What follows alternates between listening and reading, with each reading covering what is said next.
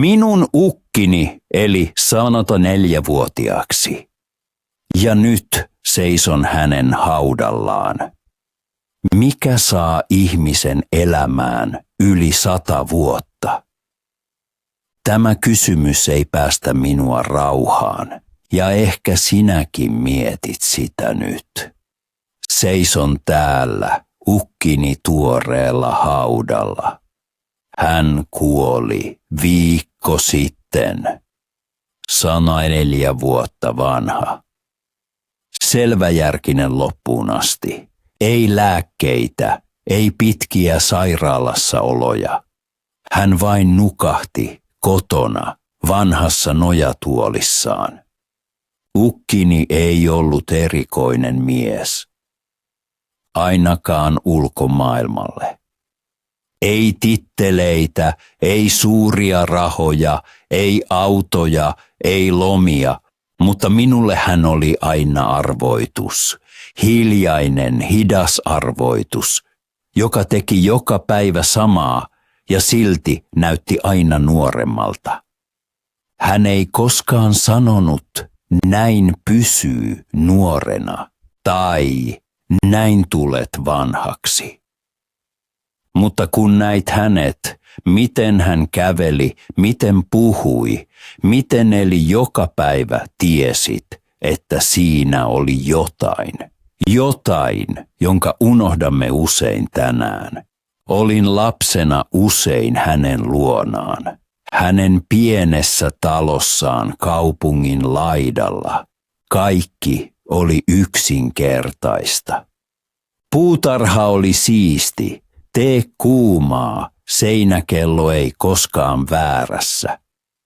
Hän nousi aikaisin, aina samaan aikaan, 6:30. Sitten hän joi lasin vettä, käveli kierroksen puutarhassa, istui penkille. Ei musiikkia, ei puhelinta, ei televisiota, vain päivä sellaisena kuin se oli. Joskus mietin, hän ei tee mitään. Mutta nyt 50-vuotiaana huomaan, hän teki kaiken, mikä oli tärkeää, ja ei mitään, mikä oli turhaa. Muistan yhden lauseen. Olin pieni, ehkä 10. Kysyin, ukki, miksi teet joka päivä samaa? Hän vastasi, koska kehoni rakastaa rutiinia ja mieleni myös. Silloin en ymmärtänyt sitä. Nyt ymmärrän. Ukkini ei ollut suurten sanojen mies. Hän ei kertonut paljon. Mutta se, mitä hän teki, kertoi tarpeeksi. En koskaan nähnyt häntä stressaantuneena, ei koskaan äänekäs, ei koskaan kiireinen. Hän oli vain rauhallinen. Ja ei väsymyksen vuoksi, vaan voiman. Ehkä se oli hänen ensimmäinen salaisuutensa. Älä tuhlaa energiaa turhuuksiin.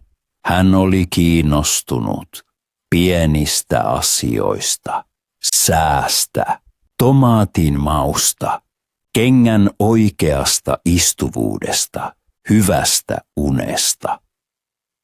Muistan, kun hän kerran sanoi, kaikki puhuvat onnellisuudesta, mutta harva kiinnittää huomiota selkäänsä tai mahaansa. Nyt kun itse vanhenen, ajattelen usein tällaisia lauseita. Ennen nauroin. Nyt kirjoitan ne ylös. Ukkini ei ollut opettaja, ja silti hän opetti minulle enemmän kuin monet kirjat. Vain elämällä, kuten hän eli. Hän ei koskaan selittänyt mitään, ei koskaan antanut vinkkejä. Mutta hän toisti asioita yhä uudelleen. Niin kauan, kunnes ymmärsin. Se on tärkeää. Hän ei koskaan ollut sairas. Ei koskaan. Jos hänellä oli nuha, hän istui alas, teki teetä ja sanoi, keholla on jotain sanottavaa. Kuuntelen, se oli siinä. Ei draamaa. Ei minä en saa tehdä tätä. Ei minun täytyy tehdä se. Hän otti päivän sellaisena kuin se tuli. Ja ehkä siksi hänellä oli niin monta. Minulla ei ole todisteita kaikesta tästä. Ei lukuja, ei tutkimuksia, vain muistot. Ja tiedän, ne ovat selvät. Näen hänet edessäni, harmaa paita, vanhoilla käsillä ja vakaalla katseella. Joka aamu sama liike, sama kuppi, sama paikka. Ja silti ei päivä ollut samanlainen. Tänään seison hänen haudallaan ja tiedän mitä teen. Kerron mitä näin, ei neuvoina, ei sääntöinä, vaan tarinana. Ehkä kuulet sen, ehkä unohdat sen. Mutta jos edes osa siitä jää mieleesi, arkeesi ehkä ukkini auttoi vielä jotakuta vanhenemaan. Luku 1. Ole aina positiivinen mielessäsi. Kun ajattelen isoisääni, ajattelen usein ensin hänen ääntään. Ei kovaa, ei syvää, ei erityistä, mutta selkeää ja rauhallista. Hän ei koskaan huutanut, ei marissut, ei valittanut. En muista yhtään hetkeä, jolloin hän olisi valittanut. Ei säästä, ei elämästä, ei muista ihmisistä. Se ei johtunut siitä, että kaikki oli hyvin.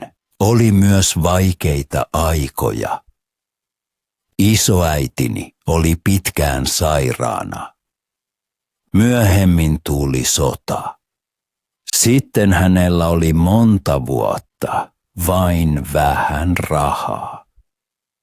Ja silti ei ollut katkeruutta. Ei katkeruutta, ei kovuutta hänen katseessaan. Kysyin häneltä kerran, kuinka voit pysyä niin rauhallisena? Hän sanoi, koska en halua, että mieleni toimii minua vastaan. En ymmärtänyt sitä silloin. Olin ehkä 12, mutta tänään tiedän, mitä hän tarkoitti. Hän ei vain ajatellut. Hän kiinnitti huomiota siihen, miten ajatteli, ja se muutti kaiken. Isoisäni sanoi usein, mitä ajattelet, se kasvaa. Ja hän todella uskoi siihen. Kun hän nousi aamulla, hänen ensimmäinen ajatuksensa oli, katsotaan, mitä päivä tuo. Ei. Mitä jos jokin menee pieleen? Ei, en jaksa, vaan vain uteliaisuutta. Hän sanoi myös, et voi ohjata, mitä tapahtuu, mutta voit ohjata, mitä teet siitä. Se kuulosti aina niin yksinkertaiselta hänen kohdallaan, ja ehkä se olikin. Hän ei lukenut oppaita, ei kirjoja onnesta tai terveydestä, mutta hänellä oli oma filosofiansa. Hiljainen, yksinkertainen, vaikuttava. Esimerkiksi, kun jokin meni pieleen, lasi kaatui, tapaaminen peruttiin, sää oli huono, hän ei sanonut, harmi. Hän sanoi, no hyvä, silloin se on niin. Ja sitten hän jatkoi vain eteenpäin. Muistan yhden hetken, kun olin vielä lapsi. Minulla oli huono tuuli.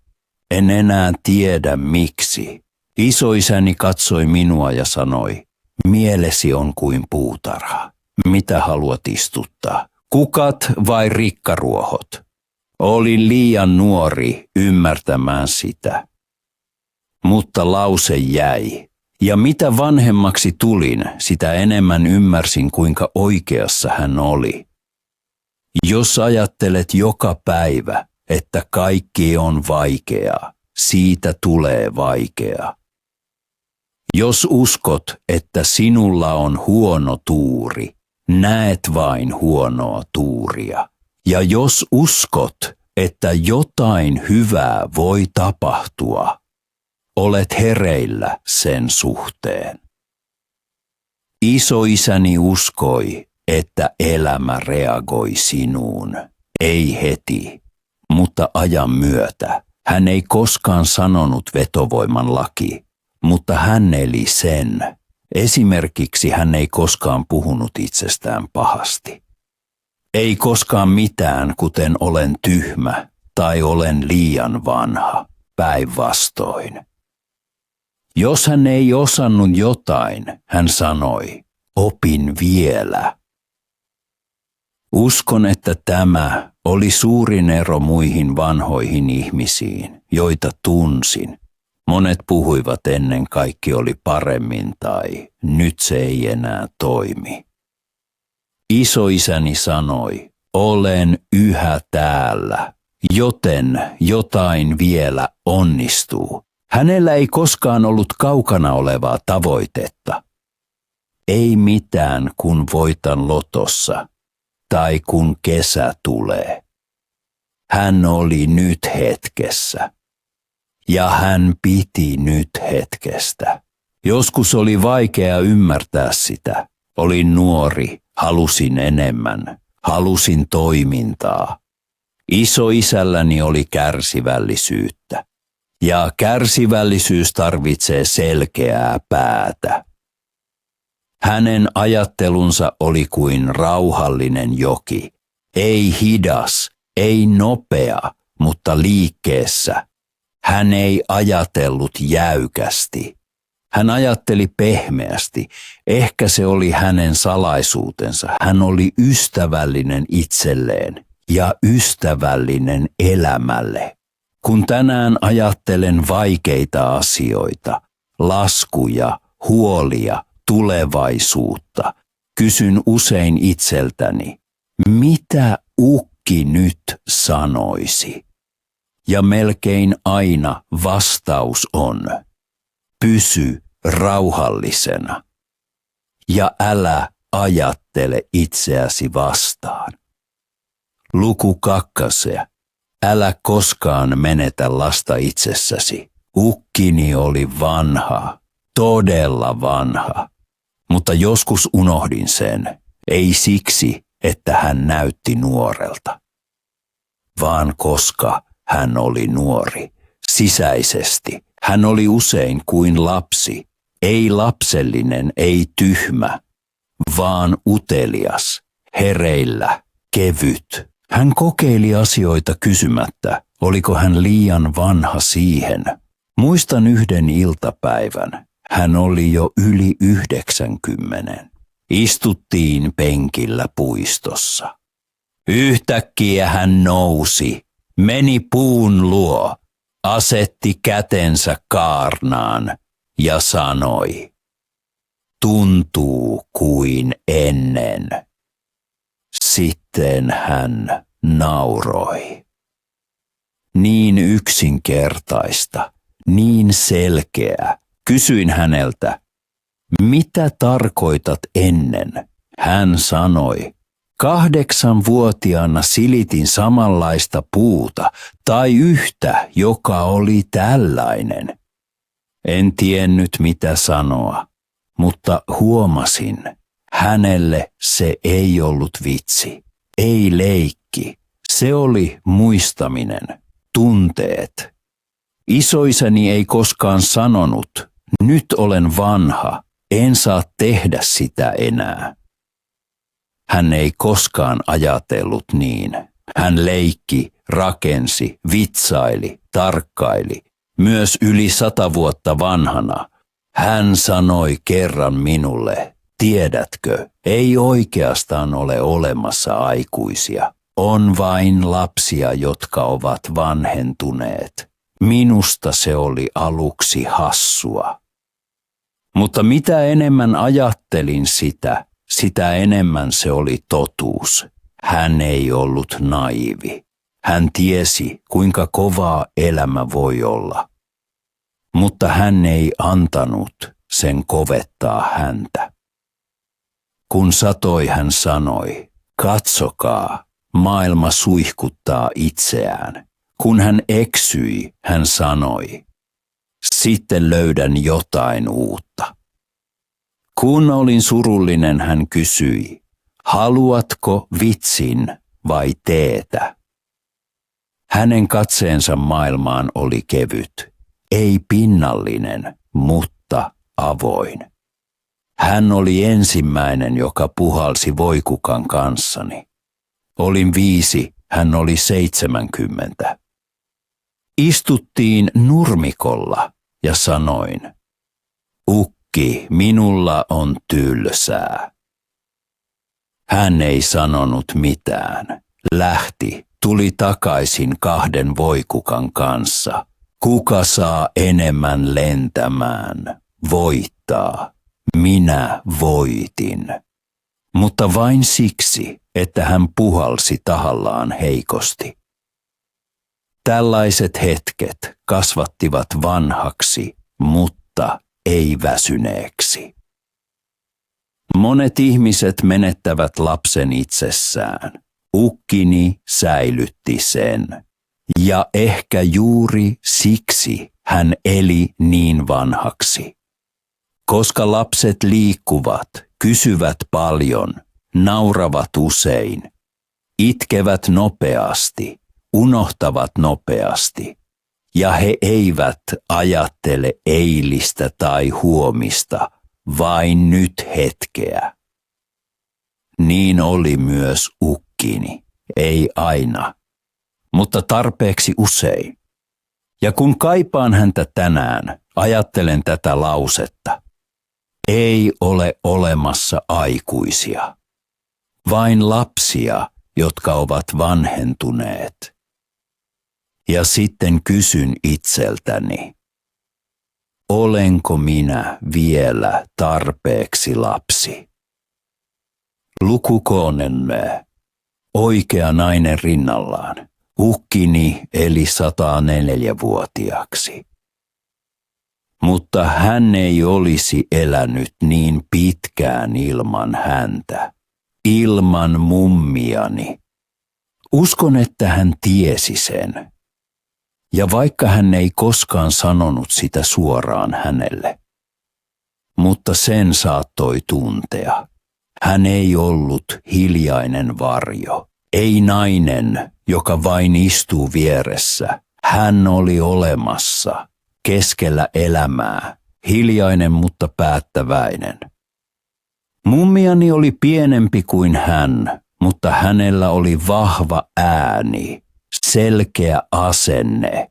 Hän oli rauhallinen, kun hän tuli kärsimättömäksi, ja liike, kun hän oli liian hiljainen.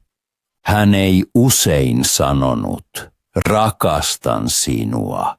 Eikä hänkään, mutta se oli siellä, pienissä eleissä, katseissa, tapa jolla hän asetti hänen kuppinsa, tai miten hän siirsi hänen tuoliaan joka ilta vuosikymmenien ajan. En koskaan kuullut heidän riitelevän, ei koskaan kuiskaavan vihassa.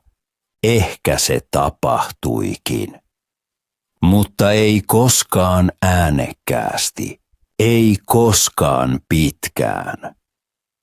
Ukkini sanoi kerran minulle, oikea nainen antaa sinulle rauhan, ei taukoa, vaan syvyyttä. En pitkään aikaan ymmärtänyt tätä. Tänään uskon. Hän tarkoitti häntä. Kun hän oli sairas, mummani toi keittoa. Kun hän oli surullinen, hän sanoi, mene ulos, hengitä. Kun hän oli väsynyt, hän sanoi, mene lepäämään, minä pysyn hereillä. Hän ei ollut lääkäri, ei valmentaja, ei sankari, mutta hän oli siinä, aina. Ja tämä aina oli ehkä suurin lahja. Monet ihmiset etsivät rakkautta palavalla tulella. Ukkini sai pienen valon. Se paloi hitaasti, mutta ilman taukoa. Ja ehkä se oli juuri oikea. Hän sanoi myös, yksin voi elää vanhaksi, mutta ei kevyesti. Hänen kanssaan se oli helpompaa. Ei tarvinnut näytellä, ei tarvinnut todistaa. Hän tiesi hänen virheensä ja antoi hänen silti elää sellaisena kuin hän oli. Muistan erään illallisen. Olin ehkä 15. Hän leikkasi leivän liian paksuksi. Hän sanoi hiljaa, tänään vähän hienommin, Jouko. Hän nyökkäsi ja nauroi. Hän nauroi takaisin ja söi paksun siivun. Tällaisia hetkiä oli kaikkialla. Ei äänekkäitä, ei suuria, mutta syviä. Hän ei pitänyt häntä nuorena. Hän piti hänet aitona. Ja kun ajattelen tänään suhteita, ajattelen heitä, en elokuvia, en täydellisiä pareja, vaan kahta ihmistä, jotka pitävät toisistaan kiinni. Kun kaikki tutisee, hän ei elänyt yhtä vanhaksi kuin hän, mutta tarpeeksi pitkään, jotta hän pehmeni. Ja uskon, ilman häntä hän ei olisi kokenut elämänsä viimeistä 3 näin rauhallisesti. Sillä jos todella haluaa elää vanhaksi, tarvitaankin enemmän kuin terveyttä. Tarvitaan läheisyyttä, luottamusta. Ja joku, joka pysyy, vaikka mikään ei enää kiiltele. Luku 4. Liikuntaa, liikuntaa, liikuntaa. Kun ajattelen ukkiani, näen hänet usein kävelevän, ei juoksemassa, ei ryntäämässä, vain kävelemässä. Hän käveli joka päivä, riippumatta siitä, oliko lämmin tai kylmä. Sade, tuuli, lumi. Hän pukeutui, otti leipäpalan mukaan, sanoi, tulen kohta takaisin, ja tuli 6 tuntia myöhemmin kotiin. Hänellä ei ollut askelmittaria, ei tavoitetta, ei kelloa. Hän sanoi, en juokse mihinkään, kävelen, koska voin. Pienenä ajattelin, hän on hullu. Kuka kävelee 6 tuntia ilman taukoa? Kuka kävelee vain ilman syytä, ilman suunnitelmaa, ilman puhelinta? Mutta hän tarvitsi sitä. Liikunta oli hänen keskusteluaan elämän kanssa. Hän sanoi usein, jos pysyt paikallaan, kehosi alkaa neuvotella. Jos kävelet, se kuuntelee. En pitkään aikaan ymmärtänyt, mitä tämä tarkoitti. Tänään tunnen sen. Jos istun liian kauan, jos en liiku, pääni raskautuu ja sydämeni myös. Isoisäni pysyi kevyenä loppuun asti, koska hän pysyi liikkeessä. Muistan lauseen häneltä. Ehkä hänen tunnetuin, joka seisahtuu, se ruostuu. Hän sanoi sen aina pienellä hymyllä ja katseella, aivan kuin sanoisi, tiedät, että olen oikeassa. Hän ei koskaan urheillut, ei kuntoiluvälineitä, ei suunnitelmia, ei tavoitteita, mutta hän oli vahva. Ei kehossa, vaan kävelyssään. Hän käveli pystyasennossa. Myös 95-vuotiaana hän sanoi, katu näyttää minulle, kuinka vanha oikeasti olen. Ja kun hän joskus oli väsynyt, hän istui penkille 5 minuuttia. Sitten jatkoi, ei siksi, että olisi pakko, vaan koska hän halusi. Hänellä oli vakiosuoritus metsän läpi, 1 kaupungin läpi ja 1, jota kukaan ei tuntenut, pieni polku hautausmaan takana. Hän oli mieluummin yksin siellä. Hän sanoi, kun kävelen, voin ajatella, ja kun ajattelen, voin ymmärtää. Kerran kysyin, entä jos et ajattele? Hän sanoi, sitten kuulen maailman. Hyvä sekin. Liikunta ei ollut hänelle tavoite. Ei treeni, ei pakko. Se oli osa hänen päiväänsä. Kuin hampaiden pesu, kuin teen keitto, kuin hengittäminen. Ja juuri tämä oli ero. Uskon, että monet ihmiset istuvat itsensä väsyneiksi. Ukki käveli itsensä hereille. Kun hän tuli kotiin, hän tuoksui raittiilta ilmalta. Hänen poskensa olivat punaiset, hänen kenkänsä märät ja hänen silmänsä kirkkaat. En koskaan kysynyt häneltä, kuinka monta kilometriä hän käveli tai kuinka monta askelta. Se oli turhaa. Tärkeää oli vain, että hän käveli. Ja niin hän meni myös lopussa. Ei kaatunut, ei kompastunut, vain nukahti hiljaa pitkän kävelyn jälkeen. Se oli hänen viimeinen päivänsä. Vielä kerran metsän läpi, vielä kerran kierros. Sitten teetä, sitten hiljaisuus, sitten loppu. Ei kamppailua, ei draamaa. Vain rauhallinen kävely ovelle asti. Ja usein ajattelen. Ehkä se oli hänen suurin salaisuutensa. Ei se kuinka hän ajatteli. Ei se mitä hän söi. Eikä edes se kuinka hän rakasti. Vaan se, että hän otti joka päivä ensimmäisen askelen ja jatkoi vain eteenpäin.